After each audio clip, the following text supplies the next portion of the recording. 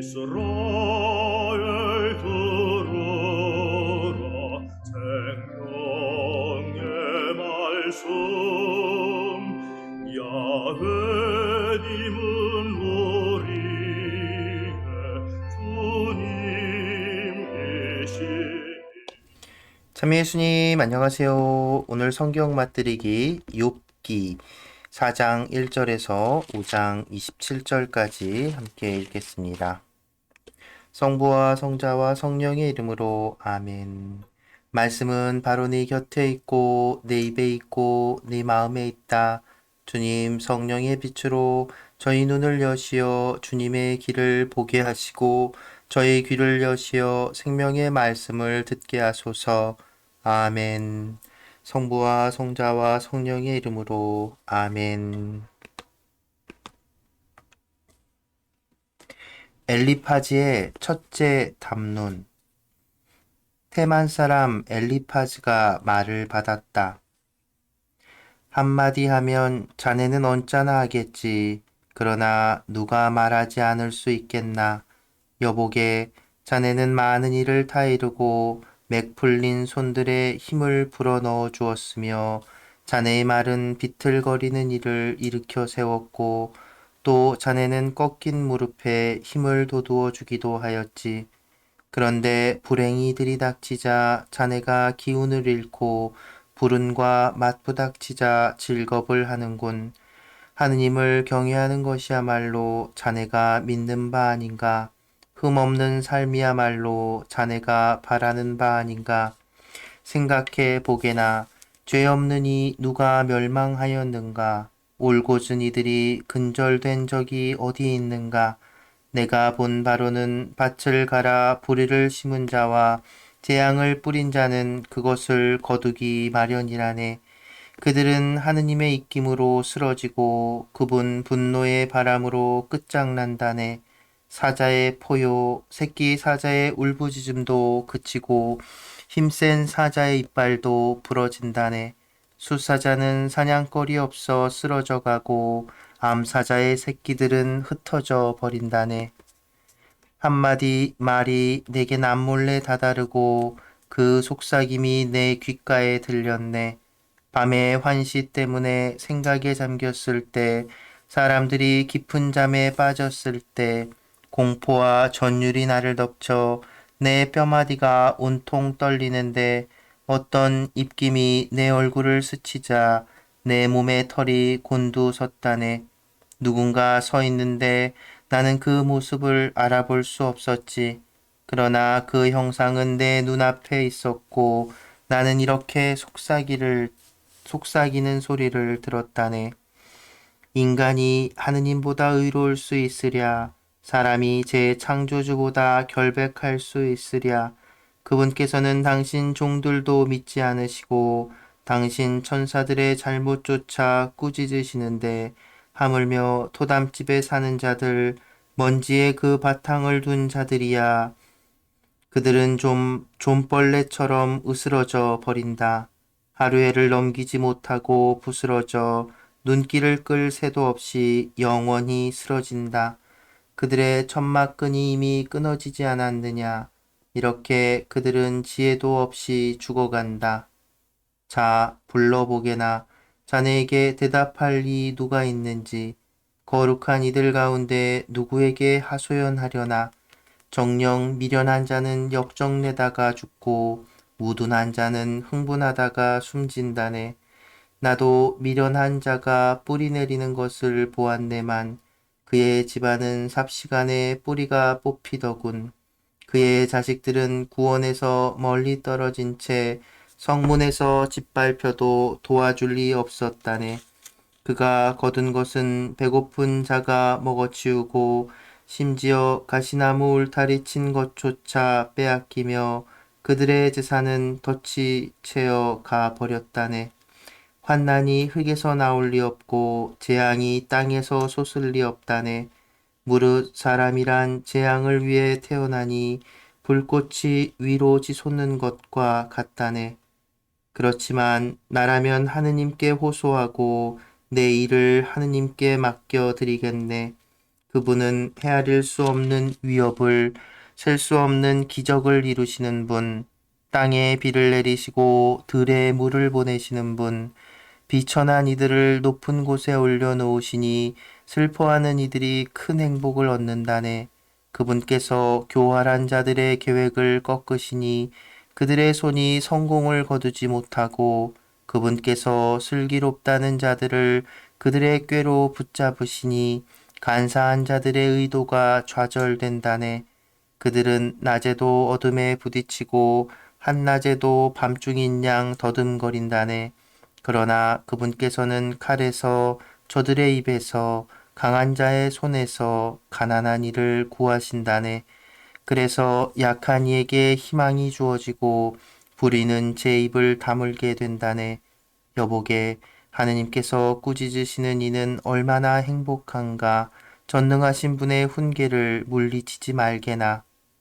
그분께서는 아프게 하시지만 상처를 싸매 주시고 때리시지만 손수 치유해 주신다네.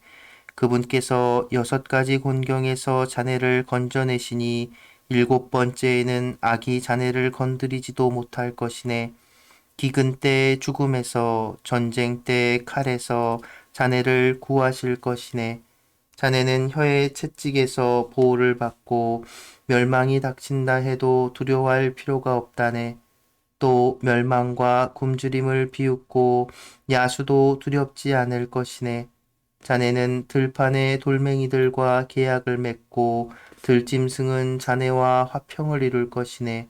그러면 자네 천막이 평화로움을 알게 되고 자네의 목장을 살펴보아도 탈이 없을 것이네. 또한 알게 될 것이네.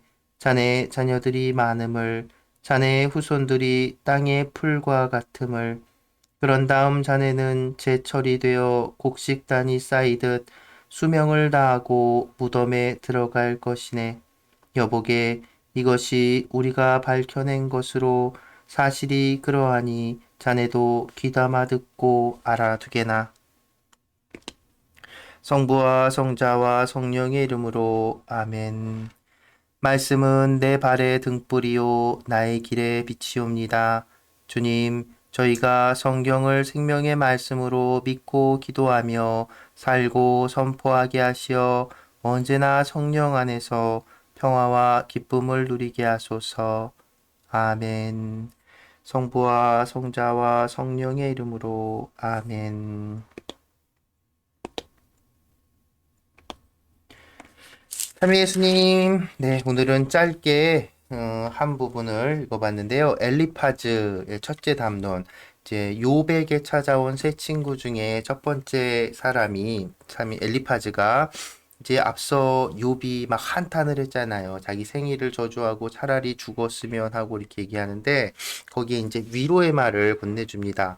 그런데 엘리파즈의 이 딱 오늘 읽은 4장 5장만 딱 요것만 딱 떼놓고 보면 뭐 이렇게 틀린 말이 아니에요. 우리가 또 우리에게도 지금 오늘 사는 우리 그리스도인들에게도 익숙한 하느님께 대한, 하느님과 인간 우리와의 관계에 대한 그냥 일반적인 이야기라고 할 수 있습니다. 그러니까 소위 말해서 인과응보, 원인이 있고 결과, 그 원인에 따른 결과가 따른다는 것이죠.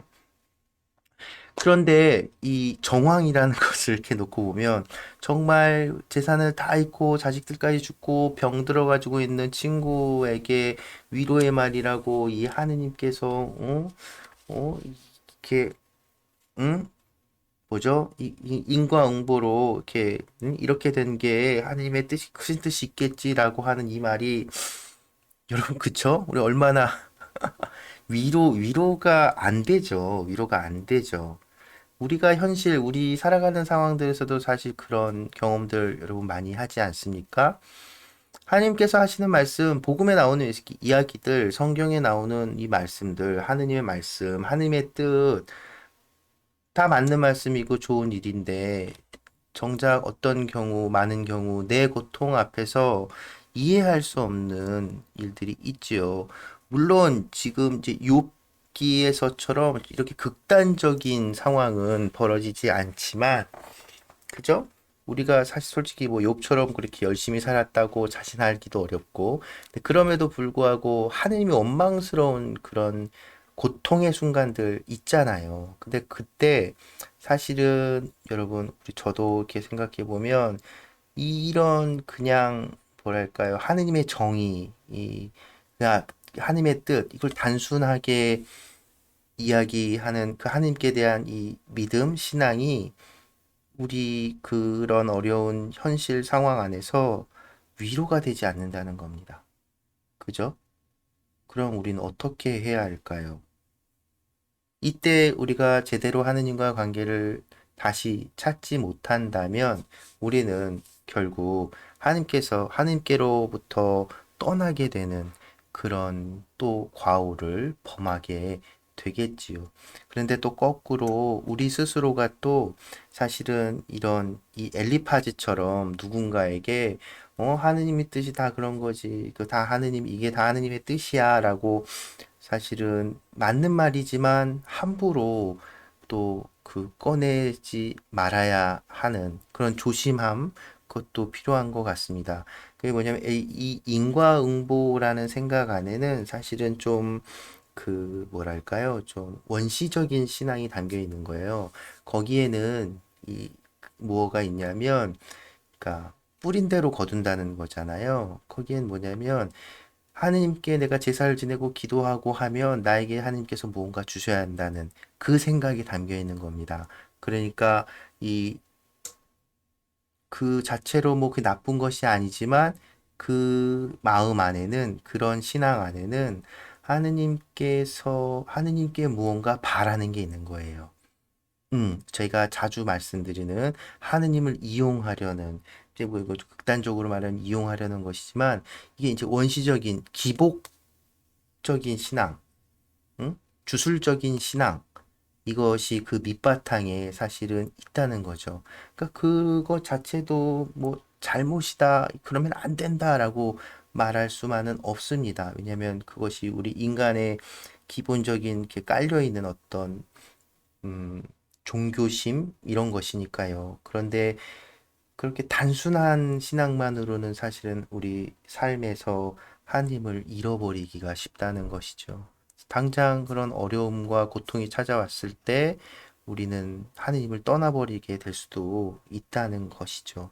그렇다면 어떻게 해야 될까요? 하느님과 나의 관계가 무엇인지 깊이 성찰해 봐야죠. 그래서 예수님께서 우리에게 보여주신 것, 십자가의 길, 십자가를 바라보는, 또 십자가를 받아들이는, 죽음으로 보이지만 죽음이 아니라는 이 신비를 우리는 깨달을 수 있어야 하는 겁니다. 그런데 그 이 예전에 이미 2000년 전에, 지금으로 치면 4000년 전에 이 땅에 살았던 사람들도 우리와 비슷한 이런 고민들을 했던 거예요. 그래서 욥기가 가진 그 의미들이 구약 성경 안에서도 작지 않다고 말할 수 있습니다. 그 욥기는 사실 이 욥기가 중요성이 부각이 된 거는 예전에 사해 문서라고 하는, 그러니까 사해 문서라고 하는 것이 발견이 되는데, 왜냐하면 1950년대에 이제 그 고대 이스라엘 그쪽에 사해에 있는 그쪽에서 동굴에서 그런 어떤 항아리가 발견이 되는데, 거 안에 이제 두루마리들이 있었던 거예요. 거기에 이제 쓰여져 있는 이 히브리어, 아람어 이런 그 문서들이 나오는데, 그게 이제 성경 두루마리였던 거죠. 구약 성경 두루마리. 근데 그 중에 이제 이 욥기도 있었는데, 거기서 거기서 그 사회 문서들을 통해서 구약 성경의 어떤 번역이나 이런 그 내용을 확인하는데 굉장히 큰 도움이 됐던 그런 중요한 문서인데, 또 욥기가 그 안에서 이게 중요한 문서, 중요한 이야기였구나라고 그 여겨질 수 있었던 건, 히브리인들은 이 성경을 기록할 때, 토라, 율법을 기록할 때 그 글씨체를 다르게 썼다고 해요. 그러니까 모세오경, 가장 중요한 모세오경을 사용한 그 글씨체는 다른 이제 예언서나 우리 열왕기 뭐 이런 것들, 이런데 이걸 기록할 때는 이제 그 글씨체를 다르게. 그런데 이 사해문서에서 발견된 이 욥기의 그 글씨체가 토라를 사용할 때 썼던 그 서체를 사용한 게 발견된 거죠. 그러니까 그 얘기는 뭐냐면 이 그 당시 사람들이 이 욥기를 토라만큼이나 중요한 문헌으로 받아들였다는 그런 이야기겠죠. 그래서 이것이 가지고 있는 담고 있는 신앙 사실은 정답을 알려주진 않아요. 사실은 그 당시 사람들도 정답은 구하진 못했겠죠. 하지만 그런 고통 앞에서 이해할 수 없는 고통 앞에서 인간이 어떤 태도를 취해야 할지에 대한 고민과 그 어느 정도의 어떤 이 욥기 저자의 어떤 답 이런 것들이 담겨져 있으니까요. 우리도 계속 천천히 욥기를 음미하면서 기도하는 마음으로 함께 읽어 나갔으면 좋겠습니다. 네, 오늘 이 정도로 마무리하고요. 오늘은 오랜만에 혜진세실 자매님이 부르는 아무것도 너를 영원한 도움의 성모 수녀회 버전으로 혜진세실 자매님이 부른 아무것도 너를 아빌라 성녀 대데레사의 기도문을 만든 노래죠. 이 노래 함께 들으며 마무리하겠습니다. 오늘도 함께 해주셔서 감사합니다.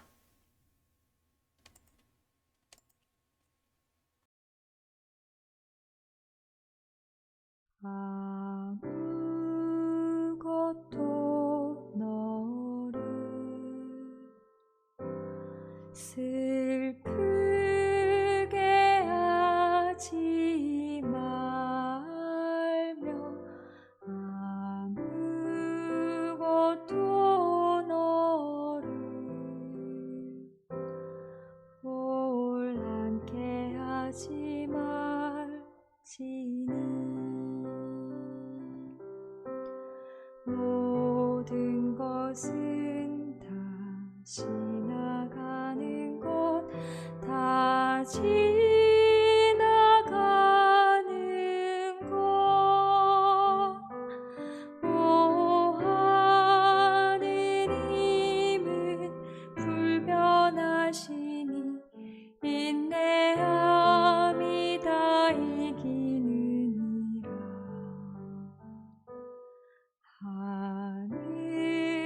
하느님을 소유한 사람은 모든 것을 소유한 것이니 하느님만으로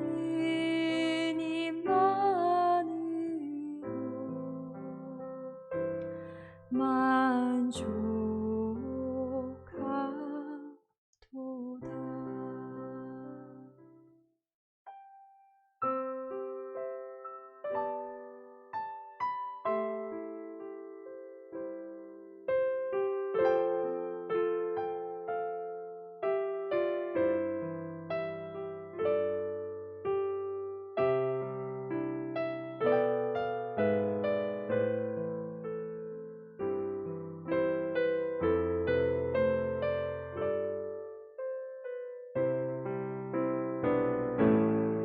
내 소원이 무엇요 내 두려움은 무엇이뇨 내 찾는 평화는 주님께만 있으리 주님 안에 숨은 영혼이 무얼 더 원하리 오 사랑하고 사랑하여 주님께 모든 사랑 드리리 주